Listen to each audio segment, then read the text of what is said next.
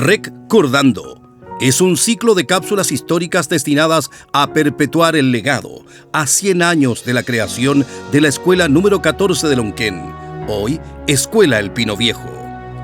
Recordando es una de las actividades del centenario de la Escuela El Pino Viejo de Lonquén, cuyo aporte indiscutido a la comunidad lonquenina hoy se ve reflejado en cientos de vecinos. Sin más, les dejamos con nuestro invitado de hoy.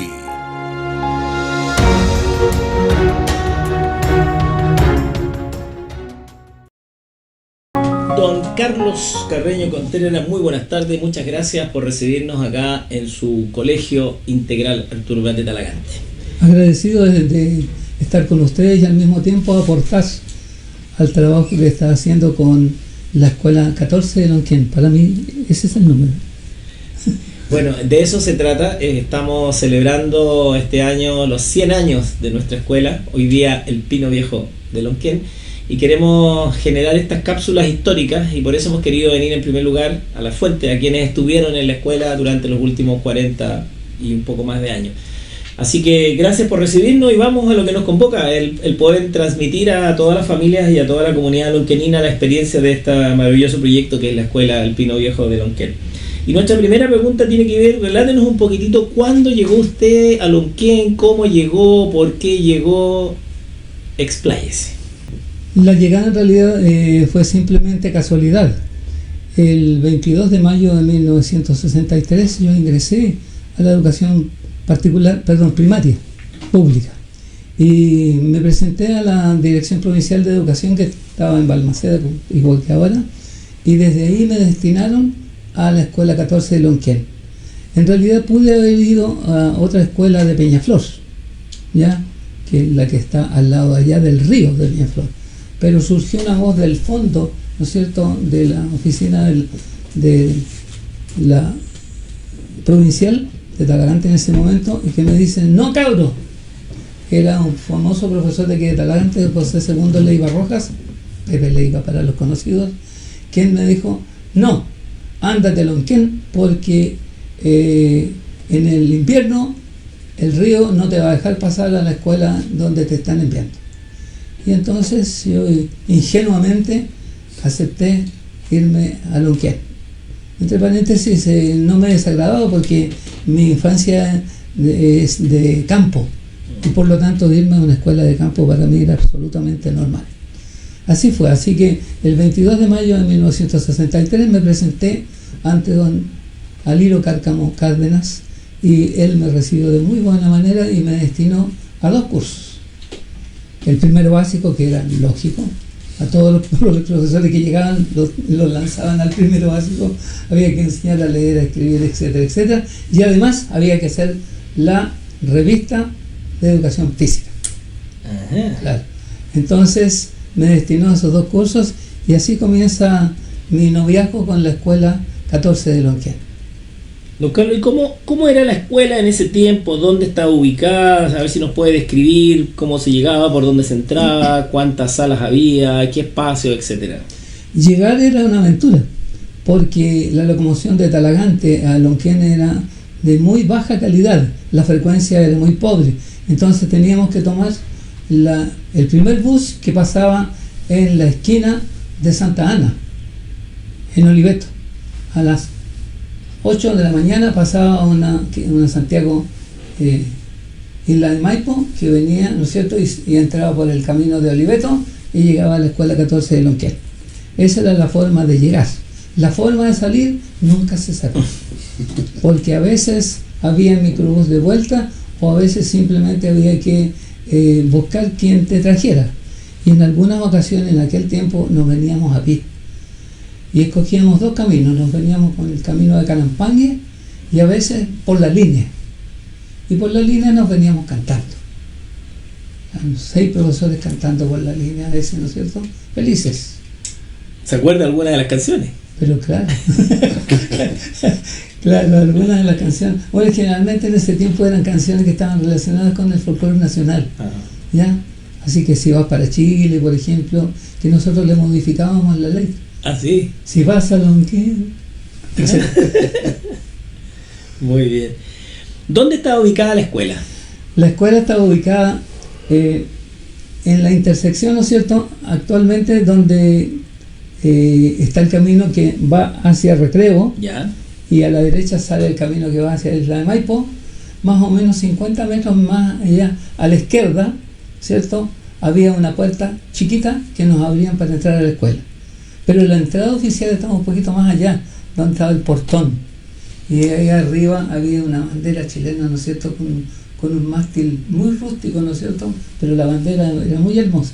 Y de hecho nosotros nos sacábamos fotos con los alumnos en ese lugar. Usted debe tener una foto de ese lugar con la bandera. Sí, ¿ya? sí, hay una. Y la escuela adentro, a ver, era una casa vieja simplemente. Y la casa vieja tenía 4 piezas. Esas 4 piezas correspondían al primero, al segundo, al tercero y al cuarto. Y después se le agregaron 2 más, para quinto y sexto, ¿ya? Y además estaba la casa del director. Al inicio, ¿no es cierto?, junto donde estaba el mástil de la bandera, precisamente ahí estaba la casa del director. Y hacia adentro se extendía la escuela con un corredor bastante rústico y un patio mucho más rústico, en el que normalmente solo había tierra. Así que uno, sobre todo en el invierno, tenía que tener cuidado para bajar. De hecho, más de alguna vez, alguna profesora tropezó en la pasada que había entre el corredor y el patio y terminó de bruces con la risa general de los alumnos. Estamos hablando de un costado de la casa del parque, ¿o no? Entre Exacto. la casa del parque y los bomberos. Donde Exacto. está hoy día el cuerpo de bomberos. Claro, Ahí estaba la escuela. Exacto. Lo Y que es ahora actualmente la biblioteca. Ah, o sea, Esa era la escuela. daba hacia el lado de la plaza. Exacto. ¿Que en ese momento era plaza o no era plaza? No, no era plaza. Ahí estaba un huerto, Ya. el Naranjal. El Naranjal. El Naranjal que pertenecía al fondo. Perfecto. ¿Ya? Entonces, que entre paréntesis, después incluso hubo un tiempo que nosotros lo cultivamos. Ya. El director de la época, don Emilio Cárcamo, habló con los encargados y nos dieron un pedazo de terreno. Y él lo dividió en partes para que cada curso tuviera su huerto. Perfecto. Eso es una anécdota bien interesante. Ahí aprendimos algo de agricultura. Ya. Aprendí a arar, por ejemplo. Ah. Incluido el porrazo con silla. Y araban con arado a palo y con yegua. Arar con, sí, un yegua. No iba tractor y nada de eso. No. Un alumno de aquel tiempo, Pablo Castillo Valdebenito, traía su caballo, ¿ya? Y nos enseñaba a nosotros. Luego, yo aprendí a arar justamente con él, después de los porrazos consiguientes. Claro. Y ese Pablo Castillo estará vivo, ¿no? Yo imagino que sí, porque es del tiempo, es más joven que Juan Troncoso, por ejemplo, así que debe tener en este momento sobre 50 años, pienso, 50, 55 por ahí. Ah, Sí, o sea, debiera lo estar. podríamos ubicar. Yo creo que lo podrían ubicar. Pablo Castillo Valdebenito, hermano de Soledad, que era una gran atleta entre paréntesis.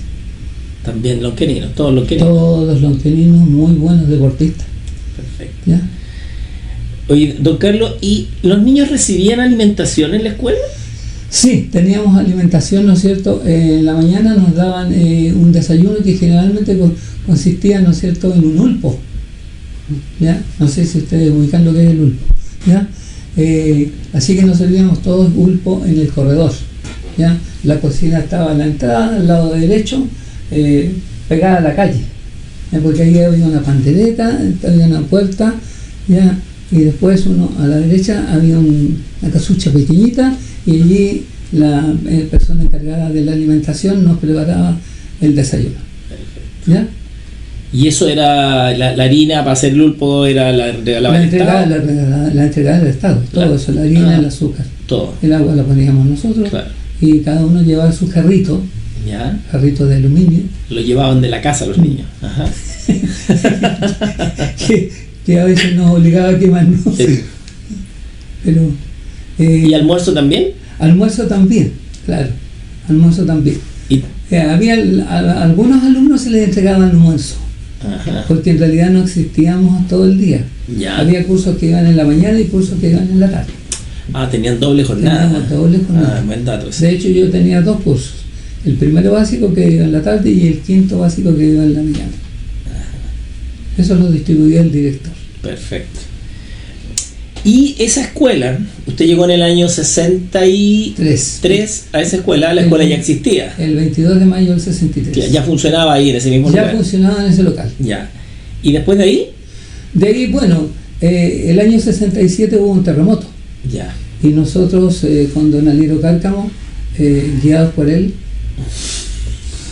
estimamos ya no existe. Estimamos que la escuela estaba muy derruida. Entonces construimos a que algunas paredes se cayeran. En realidad quedó en muy mal estado, ¿ya?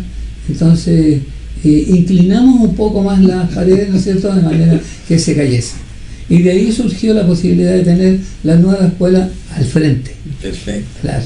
O sea, para afuera pareció que el terremoto había dejado la escuela. Pero en realidad el terremoto hizo bastante estrago, que nosotros ayudamos a que se vieran mayores, claro. Nada más. No es que pensáramos... ¿Tiraron alguna muralla al suelo? No, en absoluto. Alguna que otra la empujamos, pero nada más. Ya, y de ahí, para que le construyeran la escuela, pasó algún tiempo. ¿Y dónde los niños iban a clase? A ver, en ese tiempo no teníamos escuela, entonces don Aliro Cárcamo, con sus contactos que tenía, porque él en realidad era el que movía Lonquén. ¿Ya? Algunos le hacían broma, le decían que era el alcalde de Lonquén. Después me parece que esa broma continuó en el tiempo. Sí. Y en verdad él tenía mucho poder de convencimiento, más que nada, no porque impusiese sus ideas, sino porque era tan trabajador que todos le tenían, ¿no es cierto?, le tenían mucho afecto. Los dueños de fondos, las personas incluso le iban a dejar cosas, ayudaban al colegio porque veían que él y el personal que tendría había bastante compromiso. Entonces, por ejemplo, para el 21 de mayo, los dueños de fondo nos llevaban un paquetito para cada uno de los niños, ¿ya? Eso era tradicional, después se perdió lamentablemente, ¿ya? También, ¿no es cierto?, nos llevaban para ciertas ocasiones, nos llevaban frutas, ¿ya? Era simplemente porque había, digamos, gratitud hacia lo que el colegio hacía, ¿ya? Así que esa es la razón de ser, de por qué le decían a don Aliro el alcalde de Lonquén. Muy bien. Entonces en el año 67 se cae la escuela, el terremoto, y de ahí, ¿dónde hacen clases si no tienen escuela? Bueno, en ese momento don Aliro, con sus contactos, ¿no es cierto?, consiguió que nos prestaran, por ejemplo, la sede del Club Deportivo Recreo, que está al fondo, allá al lado del cerro, al costado de las casas patronales, ¿ya? Debe haber hablado seguramente con los Prietos, ¿no es cierto? Claro, la familia Prieto eran los dueños de ese fondo. Y nosotros íbamos entonces a hacer clases allá. A mí me tocaba hacer clases en la tarde, pero en la mañana no podíamos hacerlo allá porque se realizaba nuestra actividad. Entonces en la mañana yo hacía clases en la estación. La estación estaba abandonada. Ya. Y por lo tanto higiénicamente no era muy adecuada. Así que hacíamos clases en un periodo allá en Recreo y en el otro acá en la estación, ¿ya? Y nos trasladábamos. Eso para la actual generación de profesores probablemente caminar 2 kilómetros hacia allá debe haber sido mucho, claro. Pero para nosotros era normal, porque de hecho el día domingo nosotros, como éramos tan entusiastas, estábamos de lunes a viernes en la escuela, el sábado íbamos a ensayar en la parte artística y el domingo jugábamos fútbol por el equipo de Santa Elena de Lonquén, ¿ya? Donde había jugadores de muy buen nivel, entre paréntesis, ¿ya? Sí. Bueno, Lonquén se ha destacado por eso, han salido futbolistas a nivel nacional, de ahí, claro. Seleccionado nacional incluso. Patricio Toledo, uno de ellos, en los Toledo, exalumno, ¿no?, también de la escuela. Exacto. A propósito de exalumno, y un paréntesis, don Carlos, antes de seguir con la escuela, antes de llegar a la escuela que está ahí al lado del teatro, ¿qué se comentaba en aquella época, si es que se comentaba o no, sobre la posibilidad de que Víctor Jara hubiese estudiado en la escuela de Lonquén, en la escuela 14? Voy a ser muy sincero, en ese tiempo prácticamente yo nunca tuve idea siquiera de Víctor Jara hubiese estudiado allí. Lo supe muy posteriormente, cuando yo ya no era profesor de Lonquén, ¿ya? Después se difundió eso, ¿ya? Pero en aquel tiempo no sé si quién tendría ese dato, quién lo logró. A lo mejor quizás don Aliro hizo alguna averiguación en ese sentido, pero nosotros no teníamos mayor conocimiento, y la verdad es que Víctor Jara tampoco importaba en ese momento. Claro. Después él llegó a ser, ¿no es cierto?, el personaje que ahora conocemos y al que, entre paréntesis, queremos y respetamos. Sí. Volvamos, cierre de paréntesis, entonces a la escuela. Se van entonces de este periplo por los distintos lugares de Lonquén y se construye la escuela 14 de Lonquén, después llamada 653, ahí en el bajo al lado del Teatro de Lonquén. ¿Cómo fue eso? ¿Cómo recuerda esa escuela? ¿Cómo era? ¿Cómo se construyó? Se construyó en muy poco tiempo, ¿ya? Tenía 4 salas en la parte que da hacia el camino, ¿no es cierto? ¿Ya? 4 salas, y tenía 2 salas que daban hacia abajo formando una L. Había arriba un corredor bastante alto, ¿ya? Y abajo un patio que era toda la extensión que quedaba hasta la línea, ¿ya? Esa era la escuela en sí, pero la escuela fue hecha de ladrillo, ¿no es cierto? Muy bien construida. Nos llegó mobiliario nuevo, mobiliario que incluso nosotros en aquel tiempo, como éramos bien especiales los profesores, se nos ocurrió pintarlos en forma psicodélica. ¿Cómo es eso?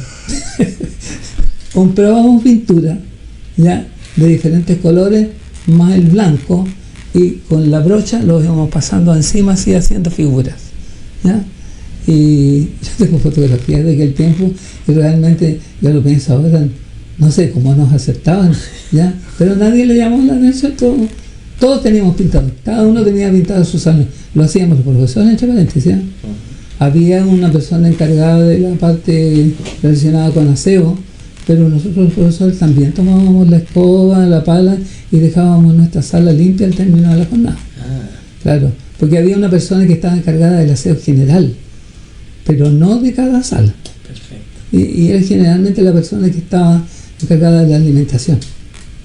Cumplía doble función. Exacto, la chonea. ¿Cómo se llamaba? Le decían chonea. Ya. Se llama Sonia. Sonia. Y cuando la mencione probablemente ella le van a decir a usted, no sé quién era la chonea. Sí, sí he escuchado hablar de ella. Pero ella parece que está fallecida. Fallecida. Sí. Seguramente. Sí. Bueno, entonces llegamos a esa escuela que está ahí en el bajo, según nos cuenta, y lo veremos seguramente en otros capítulos más adelante, el hijo de don Aliro. Esta fue una concesión que hizo la señora Elena, que era la dueña del fondo. Exacto, la dueña del fondo.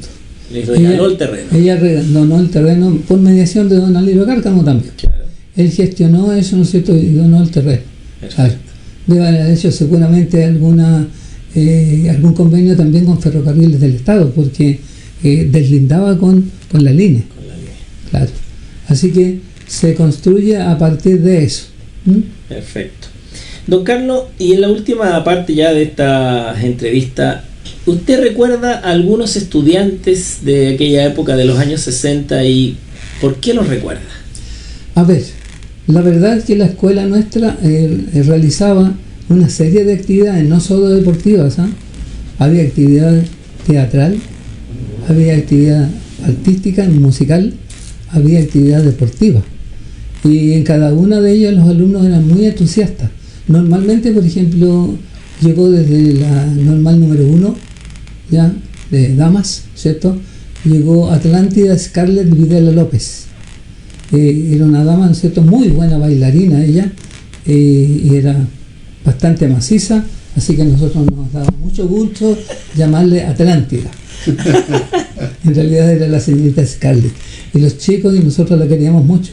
Trabajó mucho junto conmigo, viajaba todos los sábados de Santiago a Lonquén, solo a ensayar con los alumnos desde las 9 a la 1 de la tarde. Y los alumnos venían de todos los rincones de Lonquén a ensayar con nosotros. Llegábamos a tener un conjunto folclórico con 17 bailes, con las vestimentas correspondientes, y nos presentábamos aquí en Talagante, en la isla de Maipo, o donde nos pidieran, ¿ya? El grupo era bastante bueno.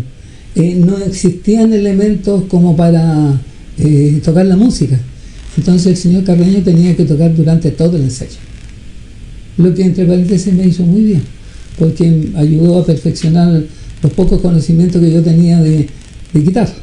Porque yo llegué a Lonquén sin tocar guitarra.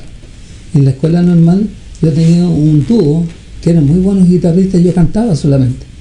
Al llegar a Lonquén con mi primer sueldo me compré una guitarra y empecé a estudiar. Solito primero, ¿no es cierto? Y viendo después por allí, ¿no es cierto? Formamos el primer conjunto de guitarra con los alumnos de Lonquén, ¿ya? 8 guitarras, de las cuales 2 eran de Lonquén, que la prestaban los padres, ¿ya? 3 que yo llevaba de Talagante en el microbús cada día que había ensayo, y la mía. Así que, y nos presentábamos en todos los lugares con nuestros guitarristas y con nuestros bailarines. Los bailarines que teníamos eran realmente buenos. Yo recuerdo, por ejemplo, a Beatriz Herrera, ¿ya? A Luis Herrera. Había muchos buenos bailarines realmente, ¿ya? Y entre los deportistas había gente excepcional. Hay varios campeones de Chile, ¿ya? Campeones escolares de Chile. El año 1966, de hecho, Talagante fue campeón escolar de Chile, ¿ya? Ganándole a Chucky Camata, María Elena, ¿ya? San Felipe, que fue la sede, entre paréntesis, de ese torneo nacional, ¿ya? Del sur venían Concepción, Lota, Coronel, etc., ¿ya? Y nosotros obtuvimos el primer lugar como Talagante, como ciudad. Y eso fue una gran desilusión, pues nosotros dijimos, vamos a llegar a Talagante y nos van a estar esperando. Llegamos a la plaza de Talagante y había nadie. Fue un golpe, realmente a mí me costó mucho recuperarme de eso, porque don Aliro era el alma principal, él era el alma de todos en eso, ¿cierto? Nos costaba, entrenábamos en la calle, entrábamos en el camino, subíamos el cerro para preparar a los alumnos. Entonces uno se imaginaba que todo Talagante te iba a estar esperando en la plaza. Nada. ¿Ya? Me costó mucho recuperarme de eso, y eso fue una herida que Talagante me la pagó con el tiempo. ¿Ya? En otras actividades que yo hice, ¿no es cierto?, en las que ellos se querían colgar de nuestro trabajo, nosotros no. Llegamos a llamarle República Federal de Lonquén. No éramos talagantinos. ¿Ya? Entonces, en ese sentido, había muy buenos basquetbolistas. Don Luis Alejo Muñoz Gutiérrez, profesor, que apareció en el tiempo, trajo el básquetbol al colegio. Y los profesores aprendimos básquetbol para enseñarle a los alumnos, y después empezamos a jugar básquetbol con todos los alumnos. Finalmente, las niñas nuestras eran campeonas de Talagante. A pesar de que en la escuela Grecia había una profesora que era de educación física, especialista, ¿ya? Teresita Fuentes Ferrada, entre paréntesis, ¿ya? Y le ganábamos todos los años a la escuela Grecia, y le ganábamos también a las monjas, que eran el otro rival femenino. Y en el caso de los varones había que ganarle a la escuela 1, ¿ya? Que la dirigía, ¿cierto?, un profesor que era muy buen futbolista, ¿ya? Y después de eso, ¿no es cierto?, también en atletismo no teníamos duda. Pero la escuela parroquial de Talagante también tenía muy buenos atletas. Entonces fuimos a varios torneos nacionales con 3 varones de la escuela parroquial y 3 varones de Lonquén. Y en damas, normalmente con 4 damas o 5 damas, más una de las monjas, ¿ya? Hay varias campeonas nacionales entre ellas. Salto alto, por ejemplo, la primera campeona nacional es Gloria Ulloa. La segunda campeona, al año siguiente... ¿Lonquenina? Lonquenina, señor. De Recreo, para que usted sepa, ¿ya? Creo que en la 4ª casa de la derecha del camino hacia Recreo vivía Gloria Ulloa. Después fue campeona de Chile Olga Alarcón Martínez, que era de acá, de la zona, ¿no es cierto?, de Carampañe, más o menos frente ahora donde está la entrada de, ¿cómo se llama? ¿El Castillo? El Castillo, ¿ya? Y después, un poquito más allá del Castillo en realidad. Y finalmente María, la negra María Díaz Maulet, famosa, entre paréntesis, porque era una extraordinaria atleta y era extraordinariamente desordenada.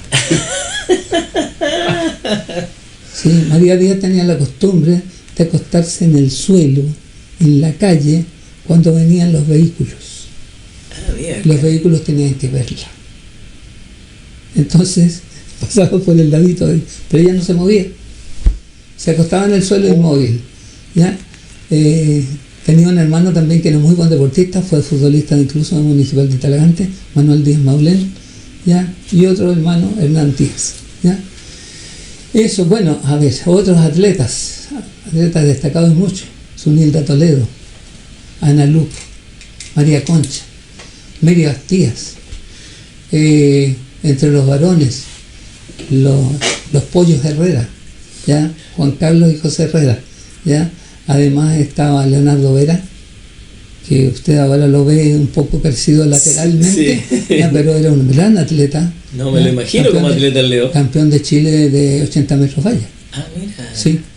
Y también, ¿no es cierto?, Oscar Vergara, que es bajito de estatura, sí, pero él fue campeón de 60 metros valla de Chile.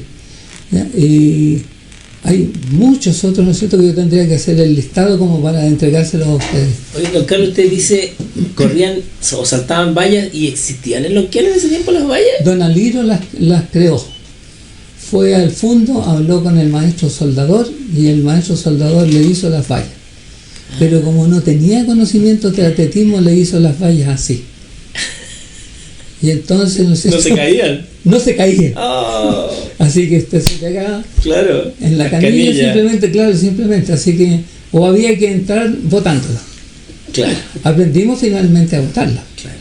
O sea, las tocábamos, ¿no es cierto?, ahí justo como para que pasábamos y caía después.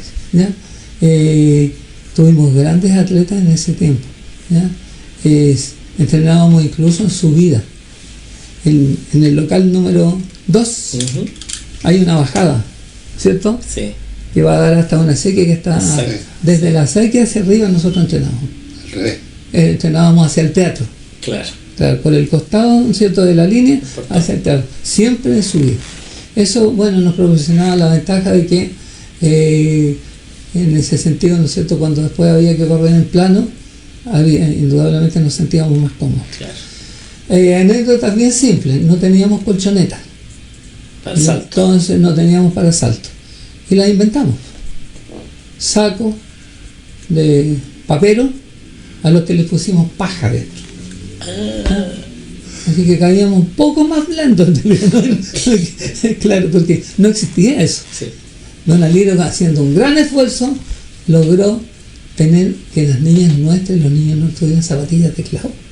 En aquel tiempo nosotros llegábamos con zapatillas de clavo a un campeonato nacional, y las otras escuelas y las otras ciudades nos miraban así raro, porque sabían que la nuestra era una escuela de campo. Así que don Aliro debe haber dejado guardados por ahí algunas zapatillas de clavo, porque él las tenía él y se las pasaba a la atleta, pero después del torneo, venga para acá. Las guardaba. Ya las guardaba él. Y él guardaba también las camisetas, guardaba todo lo. De hecho, él era admirador de la selección brasilera. Por eso la camiseta de la Escuela 14 de Lonquén era amarillo con amarillo verde. Claro. Esa es la razón. Bueno. No puede que los actuales ni siquiera se imaginen por qué.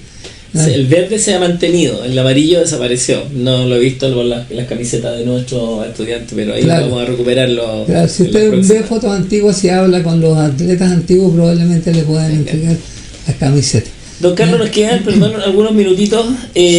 ¿Algún recuerdo de los profesores? Solo ha mencionado don Ramón Aliro Cárcamo, que era el director, pero otros profesores los cuales en los años 60 también pudieron ahí aportar. A ver, hubo profesores de gran calidad. De hecho, todos los profesores que tuvimos en ese tiempo finalmente terminaron siendo directores de escuela. No en Lonquén, aquí en Talagante, en Padre Hurtado, en Santiago, etc. ¿Ya? Vamos a recordar algunos. Cuando yo llegué, había 3 profesores.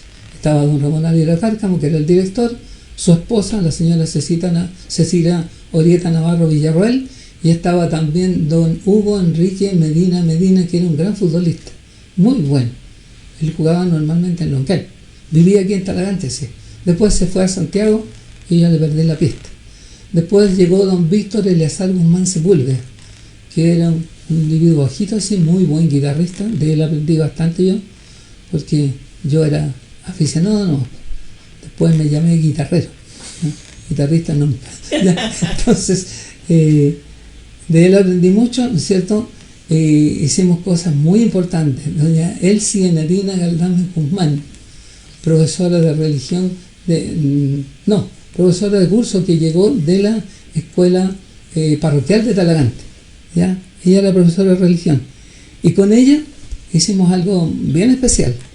Cantamos la primera misa a la chilena en esta zona, que entre paréntesis fue dirigida por Monseñor René Di Valdivieso, en la parroquia de Neuquén.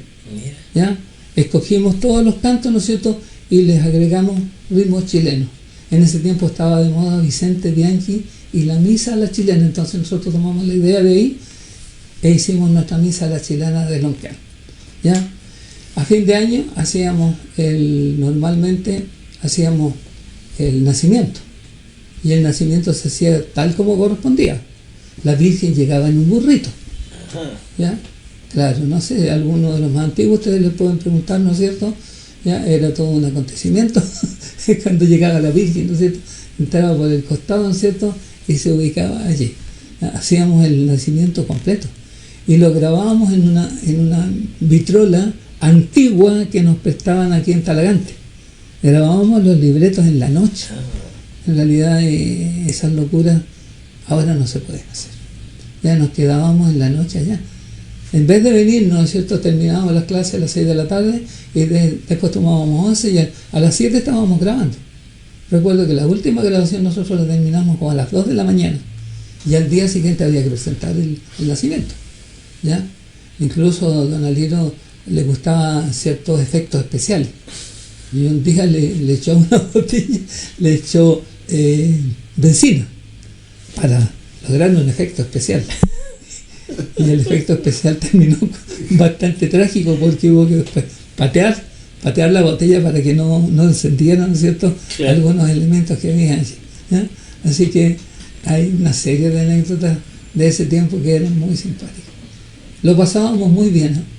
Tanto como para venirse cantando desde Lonquén por la línea, claro, ¿ya?, como para ir el día domingo a jugar, claro, o estar el sábado ensayando. ¿No? Y tuvieron un grupo también de profesores Claro, hubo un tiempo en que se nos ocurrió hacer un grupo de profesores. Ya llegó Ruperto Fonfach, un gran guitarrista, todavía, entre paréntesis, compositor y arreglador. Y entonces se nos ocurrió formar el grupo Rucalú: Ruperto, Carlos, Aliro y Luis. No es palabra mapuche como algunos piensan. R-U de Ruperto, K de Carlos, L de Luis y lo uno, ¿cierto? ¿Ya? Como corresponde. Muy bien. Y animaban fiestas para el grupo. Nosotros estábamos a disposición. Muchas veces el Rotary Club de Talagante, el día del maestro, nos traía. Al almuerzo que ellos brindaban, ¿no es cierto?, nos traía a los 4, más la señora Orieta la traíamos, ¿no es cierto?, ella era la locutora. ¿Ya? Entonces nosotros cantábamos música chilena en ese tiempo. Después estuvimos durante mucho tiempo preparando también recital de Navidad, ¿ya?, con el grupo Rucalú. ¿Ya?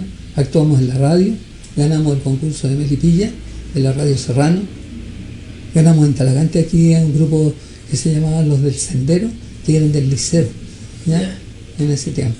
Y estuvimos actuando incluso en la Universidad Técnica en Santiago, y ahí recibimos un golpe fuerte. Nosotros, profesores de Lonquén, educatitos, andábamos con nuestras señoras. Don Aliro andaba con la señora Orieta, yo andaba con mi esposa, y entramos a la Universidad de Santiago, que nosotros pensábamos que era el templo del saber, y las paredes estaban llenas de garabatos. Fue un choque. Realmente yo volví de ahí con una pésima impresión. Que universitarios estuvieron rayadas las paredes con garabatos. Para mí era el colmo. Claro. Para nosotros en realidad, porque en Lonquén los chicos no usaban garabatos. Los niños nuestros eran tan disciplinados que tocábamos la campana y los niños se formaban solos abajo. Solos. Y después el profesor de turno decía, y pasaba. salían por el costado, ¿no es cierto?, y entraban por el corredor, cada uno a su sala. ¿Ya? No había peleas, no había ninguna cosa en ese sentido. Yo no recuerdo haber intervenido nunca en una pelea entre los alumnos en lo que, ni entre las damas ni entre los varones. Las damas todas eran muy educaditas normalmente, ¿cierto? Con sus ideas, lógicamente, cada una de ellas, pero nada más.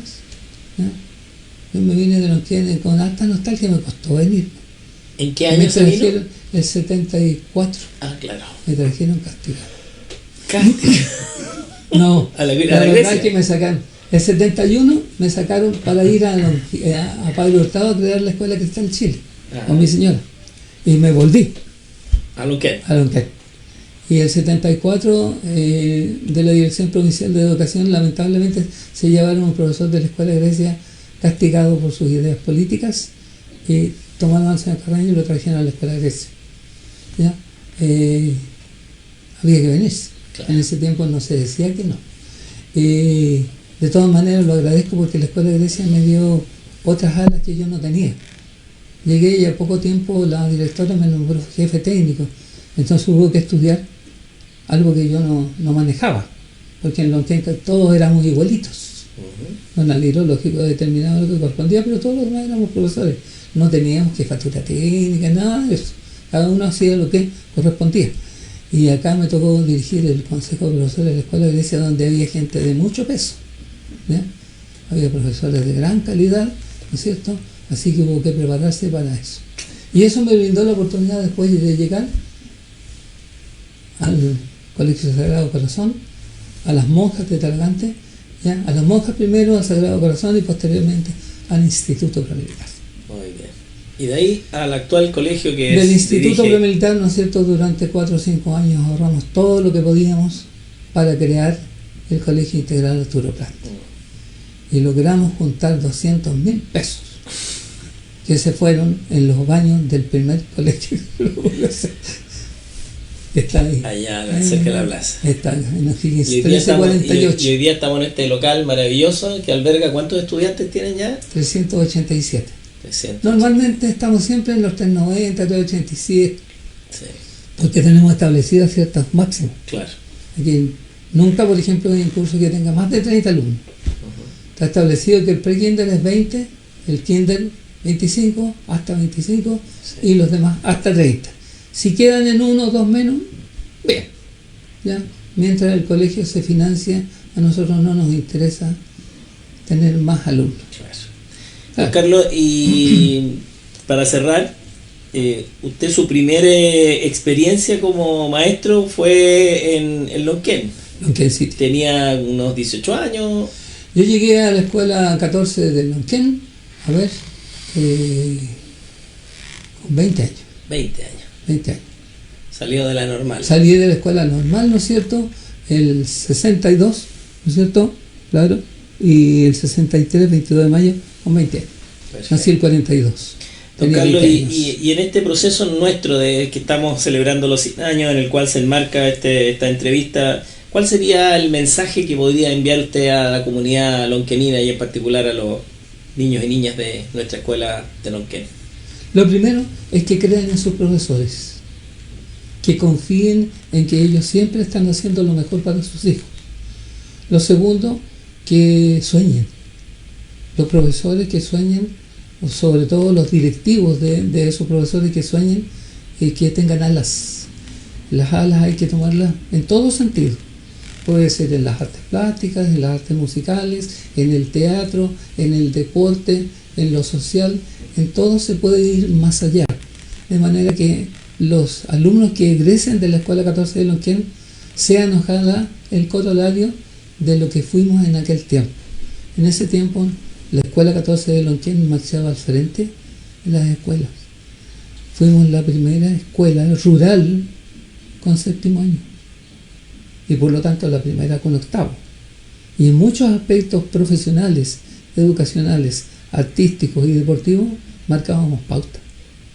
A mí me gustaría escuchar en 1 o 2 años más que la Escuela 14 de Lonquén, la actual Pino Viejo, ¿no es cierto?, también pueda marcar pautas. Que los alumnos y la gente de Lonquén crea que pueden venir a marcarles pauta a las escuelas de Talagante. No importa que sean municipales, no importa que sean particulares subvencionados o particulares, ¿cierto?, pagados. ¿Ya? La calidad de los alumnos de Lonquén es buena. Los padres de Lonquén felizmente confían todavía, subrayo el todavía, en sus profesores. Y por lo tanto lo que hay que pedirles a ellos, que estén junto al establecimiento, que estén junto a sus hijos y que confíen en el trabajo de los profesores que tienen. Muy bien, pues muchas gracias, don Carlos, por este tiempo que nos ha regalado. Agradecidos también como comunidad lonquenina y en particular de la escuela por el trabajo realizado ahí hace ya varios años. Y los chicos, bueno, los chicos de aquel entonces, los mayores hoy día lo recuerdan con cariño. O sea, se les escucha hablar ¿Sí? de don Carlos Carreño y de todo el equipo de profesores que estuvo en aquellos años. Así que muchas gracias, y esto quedará para la historia de nuestra escuela. Ojalá que en los próximos 100 años alguien lo escuche y pueda recordar todo lo que usted nos ha contado. Muchas gracias. ¿De qué? A sus órdenes.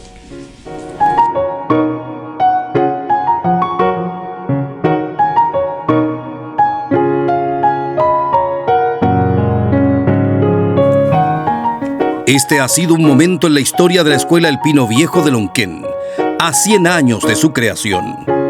Nos volvemos a encontrar en una próxima cita con Recordando.